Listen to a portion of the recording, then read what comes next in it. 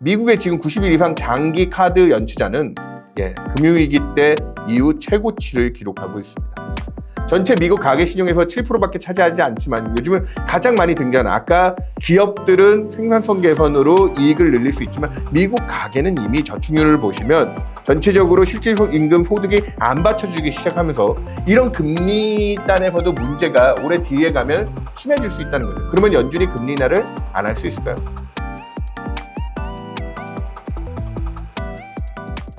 네, 안녕하세요. 메리츠에서 채권 담당하고 있는 윤여삼입니다. 최근에 글로벌 금융시장 변동성이 굉장히 확대되고 있습니다. 1월 마지막 영업일이었죠. 글로벌 은 가격이 30%나 폭락하고 그 주간에 또 비트코인 가격마저 1코인당 6만 달러까지 트라이하는 등 굉장히 지금 위험 선호들이 흔들리고 있는 과정이죠. 이 관련돼서 여러 이유가 있습니다.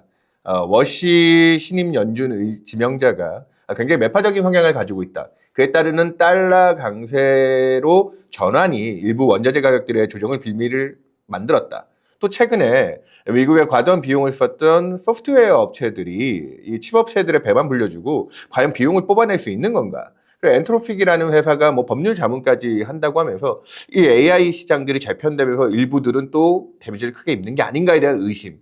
이런 것들이 전반적인 위험 선호들 변동성을 키우고 있는데요. 여기 또 하나 근거해서 얘기 드릴게 방금 워시 얘기도 되었지만 미국채 10년 금리가 여전히 4.3% 높은 수준에서 떨어지지 않고 있습니다. 작년 저희가 미국채를 추천할 때 올해 상반기까지 4%를 깨고 다시 3.8% 정도 타겟을 얘기 드렸는데요. 최근에 미국 경제가 생각보다는 외형적으로 양호한 모습을 보이고 있습니다. 지금 미국채의 페어밸류 가치를 놓고 보시면 최근에 바닥을 다지고 외형적으로 양호한 경격권을 반영해서 좀 올라간다고 해도 미국채가 한 1표준 편차 정도 되는 상단을 뚫고 있다. 무슨 말이냐? 경기 여건보다 미국채는 여전히 싼 구간입니다. 하지만 지금 최근에 논란이 있었던 가장 큰 핵심은 상반기까지 파월 의장이 연준의 금리 인하를 하지 않을 거다. 이거는 저희가 작년에 이미 연간 전망 때도 미리 얘기했던 숙제했던 부분입니다. 올해 생각보다는 미국 성장률 전망이 상향 조정이 되면서 미국 금리를 아래로 끌어내리는 힘이 저항이 있고 파월 의장이 금리를 낮추지 않고 있기 때문에 그런 부분에 대한 불편함이 있다고 해도 저희는 결국 궁극적으로 5월 달에 신임 연준위원장이 들어오면 올해 2차례의 금리 인하를 한다. 그러면 현 수준은 50bp 정도의 금리 인하에 대한 기대들을 다 되돌려 놓은 수준. 미국 10년이 지금 4.3% 상단을 테스트했다면 여전히 저희는 3.8%까지 빠질 놈이 있다라는 쪽으로 얘기를 드리는데요. 가장 먼저 베이직하게 여기 보시죠. 미국은 작년에 원래 계획한 것보다 재정 적자를 많이 쓰지 못했습니다. 정부 부채 많이 늘어날 거라 했는데 왜? 지금 셧다운 이슈도 있었지만 미국의 재정 적자 보시죠. 작년에 GDP의 7%, 8%까지도 쓰던 적자가 5% 초반대.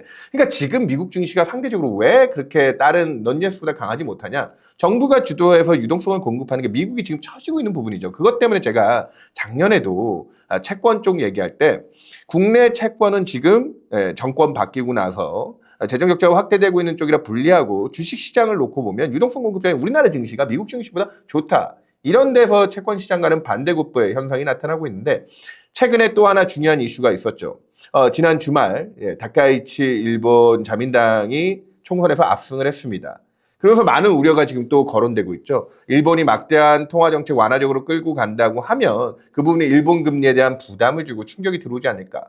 다카이치 취임 이후에 일본의 30년짜리 금리가 3% 초반대에서 3% 후반대까지 대략 한 70bp 정도가 올랐거든요.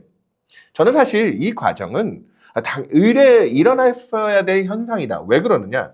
여기 보시면 일본이 그동안 경제가 생각보다 좋았습니다.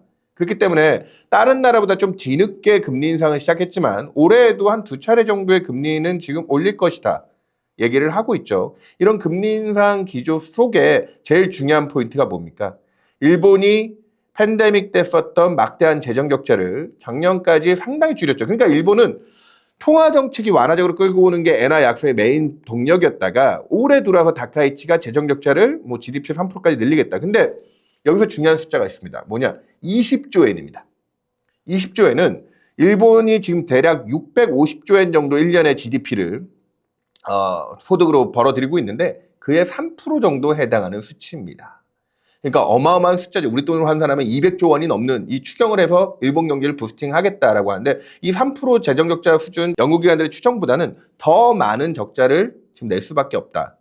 근데 여기에 이걸 얘기하는 가장 핵심 중에 하나는 뭐냐면 다카이치 취임 이후에 이 3조 엔이 그러면 채권 시장에 미칠 부담은 얼마인가? IMF 같은 데서 지금 이런 다양한 보고서를 통해서 충격을 얘기해주면 대략 재정적자 GDP의 1%당 금리에 대한 민감도는 한 30bp자로 정도 대략가 된다. 작년 10월 달에 다카이치 취임 이후에 3.2% 내외에서 움직이던 30년 금리가 요번에 3.9%까지 1월 말에 치솟았었는데 그때 지금 GDP의 얼마라고요? 3% 정도 되는 추경을 쓰겠다라고 하니까 1%당 30bp. 그럼 대략 적게는 60에서 많게는 90bp.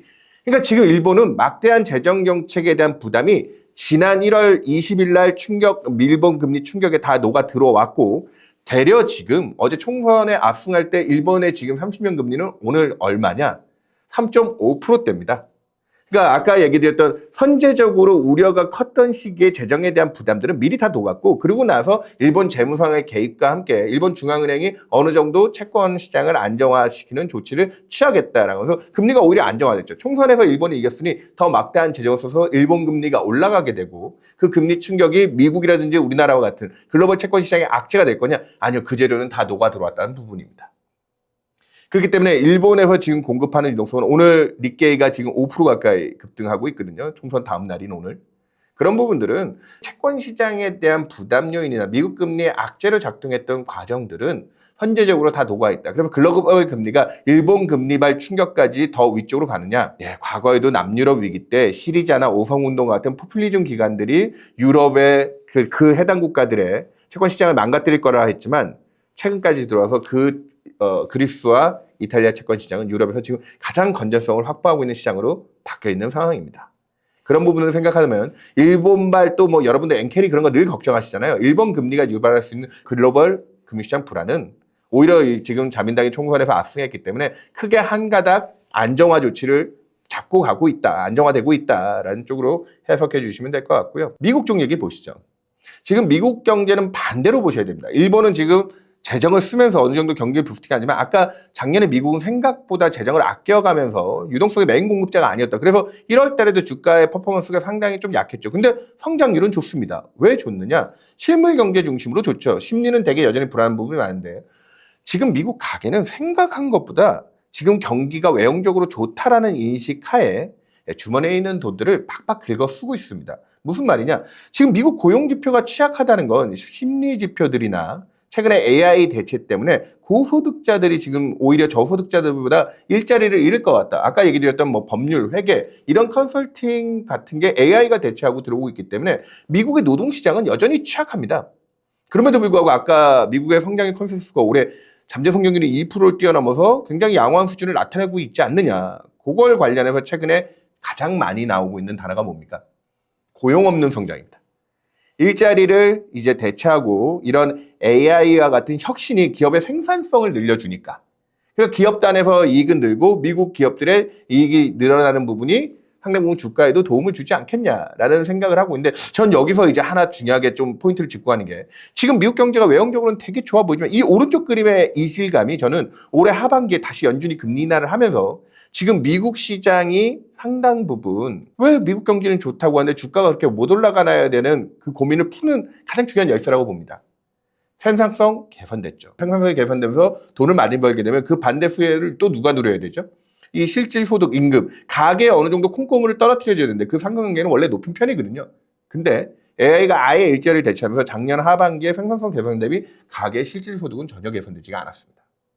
이건 앞으로도 이 K자로 갈리는 기업들의 효용이 늘어나는 부분이 가계 쪽에서 베네핏으로 넘어가지 않는다고 하면 우리 최근에 반도체 가격 오르면서 모든 가전제품들 특히 여러분들이 좋아하시는 뭐 애플의 아이폰이나 이런 것들 가격 올라갈 거라고 하고 있지만 그럼 미국의 중산층 이하 소득자들이 저 올라간 재화의 가격을 아니 내가 소득이 받쳐줘야지 살 수 있지 그런 문제로 전이될 수 있다는 거죠.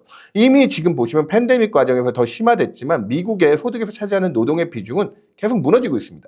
그러다 보니까 가계 순저축률이 이제 마이너스를 넘어가는 거죠. 이제 빚 빼고 나면 내 주머니에 있는 돈이 이제는 마이너스를 위협받고 있다. 총 저축률로 보시죠. 뒤집어 놓은 겁니다. 현재 숫자 얼마? 3.5%. 팬데믹 때 일시적으로 썼던 바닥 수준 대비해서 미국 가계는 생각보다 돈이 없습니다. 지금까지 미국 경제가 좋아 보였던 건 주머니에 있는 돈을 탈탈 써오면서 소비를 유지해왔던 부분이고요. 그렇기 때문에 지금까지 미국 성장률 전망이 상향 조정되면서 금리까지 잡고 왔지만 저는 질적인 부분에서의 문제가 있다. 왜 연준이 굳이 성장률 전망이 높아지는데 하반기에 금리를 낮춰야 되느냐? 여러분들이 지금 아이폰 열심히 사재기 하시면서 하반기에 칩플레이션이라고 하죠. 칩 가격이 올라간 거에 대해서 어느 정도 대비를 하고 있다고 하면 하반기에는 아마 수요 절벽이 오게 될 겁니다. 그리고 실제로 상위 1, 20%야 그 가격 올라간 거 살 수 있는 경제력이 되겠죠. 하지만 과거의 중산층들이 조금 돈을 아껴서 살 수 있었던 한 2,000달러 내외의 아이폰이 2,500달러를 간다고 합니다. 이제 그런 부분에 대한 미국 소비가 올해 뒷단에서 얼마나 좀 취약해질 수 있는가 이런 부분을 봐야 된다. 여기에 또 하나 중요한 게 있습니다. 트럼프 대통령이 연초에 뭐 바깥의 외교 때문에 굉장히 분란을 많이 일으키고 있지만 내부적으로도 지금 달래기에 나서면서 모기지 채권을 무려 2천억 달러 그리고 미국의 카드론 대출 금리를 10%로 상한을 낮춰주겠다. 미국 가계에 대한 달래기 정책을 꺼내고 있거든요. 이런 정책을 왜 하고 있느냐. 지금 미국 올해 경제 가장 큰 위험 요인으로 몇 가지 정치적 요인을 빼면 가장 큰 리스크 팩터가 뭡니까?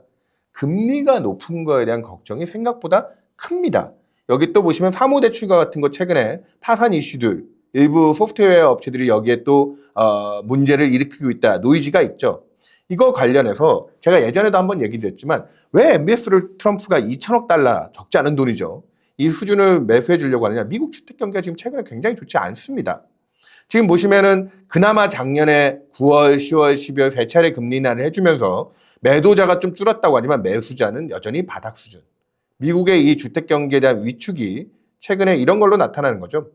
모기지 금리가 그나마 떨어지면서 미국의 주택 거래를 조금 활성화시키지 않겠냐라는 쪽인데 3%대 저리에 대출받은 사람의 숫자는 계속 줄고 있죠. 왜? 지금 미국 모기지 금리가 안정화됐다 해도 6%가 넘거든요. 이제 그러면 6%의 대출을 받은 고금리 대출자들은 팬데믹 때 바닥을 치고 최근에 이제 금리 인상 이후 계속 올라서 작년 4분기에는 어떻게 됐다? 3% 저리보다 6%의 고리의 대출 받은 사람이 더 많은 이제 금리에 대한 고통이나 민감도가 높아지는 영역으로 들어왔다는 겁니다. 그렇기 때문에 트럼프 대통령이 무려 2천억 달러면 미국 전체 연준이 보유하고 있는 3조 달러 모기지 중에 QT로 7천억 달러를 줄였거든요. 연준이 팔았거든요. 거기에 3분의 1을 미국 정부가 책임져주면서도 모기지 금리를 안정화시켜서 주택 거래를 좀 활성화시키겠다는 쪽으로 움직여야 될 정도의 지금 시장이 위축된 부분인 거죠. 여기에 카드 대출 보시죠. 금리가 무려 20%입니다. 미국에서 카드로 론을 빌리면 20%인데 이거 트럼프가 반가이 해주겠다는 거거든요. 왜 이럴까요? 미국의 지금 90일 이상 장기 카드 연체자는 금융위기 때 이후 최고치를 기록하고 있습니다. 전체 미국 가계 신용에서 7%밖에 차지하지 않지만 요즘은 가장 많이 등장하는 아까 기업들은 생산성 개선으로 이익을 늘릴 수 있지만 미국 가계는 이미 저축률을 보시면 전체적으로 실질 임금 소득이 안 받쳐주기 시작하면서 이런 금리 단에서도 문제가 올해 뒤에 가면 심해질 수 있다는 거죠. 그러면 연준이 금리 인하를 안 할 수 있을까요? 케빈 워시라는 사람이 금리 인하를 반대하는 게 아닙니다. 과거처럼 연준이 대차들 대표 직접적으로 채권을 사주는 정책에 대한 부담을 얘기하고 있는데 그러면 자산 가격이 너무 많이 오르고 그런 쪽에 대한 리스크를 얘기하는데 그 케빈 워시가 최근에 몇몇 인터뷰를 통해서 연준이 직접 사주지 않고 미국 은행들이 보유하고 있는 막대한 유동성을 보완적 자본 규정 FALR이라고 하죠. 여러분들이 이런 용어들에 익숙치 않으시겠지만 케빈 워시가 청문회를 시작한다고 하면 이제 연준 의장 취임하기 전에 이 보완적 자본 규정 FALR이라는 단어가 등장하는 걸 제가 작년부터 제일 중요한 단어다. 왜냐? 이건 미국 은행들이 미국채를 사줄 수 있는 수급 쪽에서 그러니까 실질적으로 민간의 유동성을 공급하는 제일 중요한 여건을 볼 수 있기 때문에 올해 미국이 연준이 금리 인하를 다시 재개하는 것보다 워시 청문회에서는 이 SRL이라는 단어가 등장했을 때 위험 자산이나 높아졌던 위험 요인들이 금리 안정과 함께 상당 부분 도움을 줄 수 있다. 그런 쪽을 조금 더 잘 보셔야 되고요. 트럼프가 다 높아진 금리에 대한 민감도들을 고려해야 되기 때문에 미국 금리는 현재 수준을 유지하기에는 부담스러운 영역이다라고 얘기를 드리겠고요. 그래서 여기에 이게 현실적인 미국의 부도율입니다. 지금 법적인 부도율은 굉장히 낮은 수준이죠. 하지만 23년 이후 금리가 높아지고 나서 만기 연장, 부채 탕감, 아니면 현물 출자를 통해서 부도를 버틴 구간들, 실질적인 부도율이라고 하죠. 그 수준은 역시나 또 K자입니다.